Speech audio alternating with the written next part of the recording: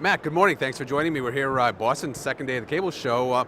I'm looking at a whole bunch of tablets with cameras, obviously, on them. I see a whole bunch of images of myself. What do you got going on here? Well, what we're showing here today at the show is carrier-grade voice and video over IP.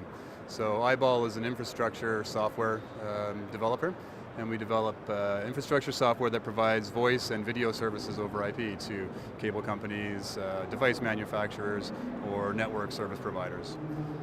So, for the business consumer or for the residential consumer, or is it a combination of both? It could be a combination of both. Our customers are reselling services to either enterprises or consumers. In Research in Motion's case here, the Playbook is the device that we have our technology on, and that's been sold to both businesses as well as consumers.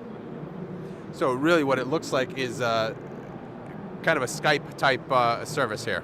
Yeah, very similar, very similar. We provide client software that actually runs the call, and then the infrastructure software that goes behind the scenes is really Eyeball's forte. What's the difference between Eyeball and what Skype offers? Ours is better.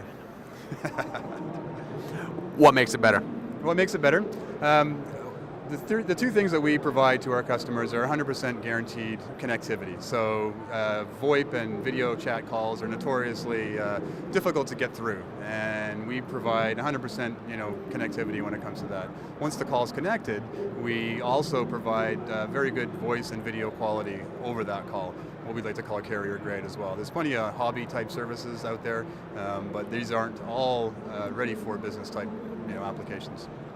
So agree, you're right. There are a lot of services out there, some of them better than others, but I think the fact still remains that there are free services out there, and as long as people can deal with some dropped calls and a little lower perhaps video quality, is there a way for operators to generate revenue with stuff like this? Certainly. Well, I mean, it depends on what they want to do. A lot of the operators, I think, today are trying to extend their services and deepen their relationship with their customers, especially cable companies who might not have a lot of extension past the home. So I think it's not all about generating revenue, but strengthening customer relationships as well. A lot of these things might be given away as just value adds on top of an already existing service. Probably even more important today, and when we've got such a mobile worker environment, to be able to communicate, whether it's a Playbook, whether it's an iPad or an iPhone or whatever that may be. Yeah, exactly. I think 80% of our opportunities these days are coming from the mobile environment, and that's why we're here with only mobile devices, because everything is going mobile these days, and if you can't deploy services to these types of devices, then you're just not going to get very far with them. So, aside from the fact that your quality is better than Skype, really, is there business to be had? Do people use this kind of a service? Absolutely. Well, I mean, voice over IP has been coming into the backbone for some time now. I don't know about you, but I don't use my desk phone very much anymore. It's all instant messaging and voice over IP communications. We also do provide messaging services along with voice and video, so that's a big factor as well.